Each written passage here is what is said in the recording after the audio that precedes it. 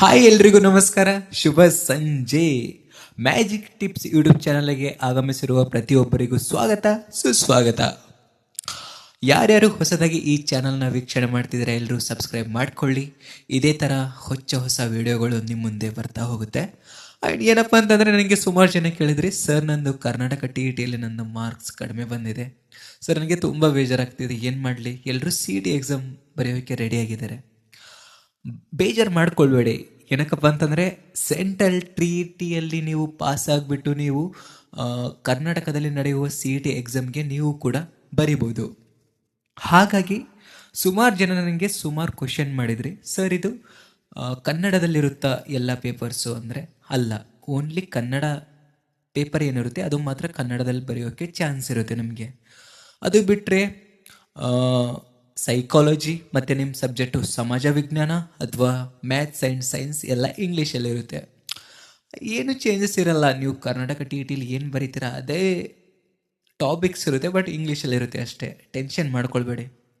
ಸ್ವಲ್ಪ ವರ್ಡ್ಸ್ ಮೀನಿಂಗ್ನ ತಿಳ್ಕೊಂಡ್ರೆ ಸಾಕು, ಆರಾಮಾಗಿ ಕ್ರ್ಯಾಕ್ ಮಾಡ್ಬೋದು ಈ ಎಕ್ಸಾಮ್ನ. ಆ್ಯಂಡ್ ತುಂಬ ಈಸಿ ಕೂಡ ಇರುತ್ತೆ.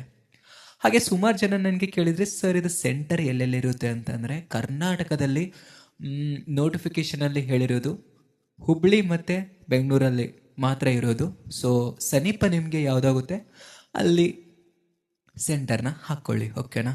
ಮತ್ತು ಇದಕ್ಕೆ ಬೇಕಾಗಿರುವಂತಹ ಬುಕ್ಸು ಮತ್ತು ಯೂಟ್ಯೂಬ್ ಚಾನಲ್ ವೀಡಿಯೋಸು ಬೇಕಾಗಂತಂದರೆ ನಾನು ಡಿಸ್ಕ್ರಿಪ್ಷನಲ್ಲಿ ನನ್ನ ನಂಬರ್ ಹಾಕಿರ್ತೀನಿ. ಅದಕ್ಕೆ ವಾಟ್ಸಪ್ಪಲ್ಲಿ ಜಸ್ಟ್ ಹಾಯ್ ಅಂತ ಮೆಸೇಜ್ ಮಾಡಿ ನಾನು ನಿಮಗೆ ನೋಟ್ಸ್ನ ಕಳಿಸ್ತೀನಿ, ಓಕೆನಾ. ಆ್ಯಂಡ್ ನಿಮಗೆ ಯಾವ್ಯಾವ ಸಬ್ಜೆಕ್ಟ್ ಬೇಕು ಮೆನ್ಷನ್ ಮಾಡಿಬಿಟ್ಟು ನನಗೆ ಹಾಯ್ ಅಂತ ಮೆಸೇಜ್ ಮಾಡಿ ನಾನು ನಿಮಗೆ ನೋಟ್ಸ್ನ ಕಳಿಸ್ತೀನಿ.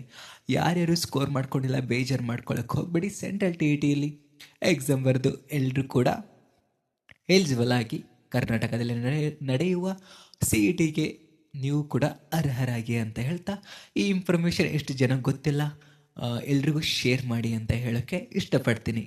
ಹಾಗೂ ಇನ್ನಿತರ ವೀಡಿಯೋಸ್ಗಳು ಬೇಕಾದರೆ ನಿಮ್ಮ ಕಮೆಂಟ್ ಮುಖಾಂತರ ಪ್ರತಿಯೊಬ್ಬರು ಕೂಡ ಈ ವಿಡಿಯೋ ಕೆಳಗಡೆ ಕಮೆಂಟ್ ಮಾಡಿ ಅಂತ ಹೇಳ್ತಾ ಇವತ್ತಿನ ಟಾಪಿಕ್ನ ಮುಗಿಸ್ತಾ ಇದ್ದೀನಿ.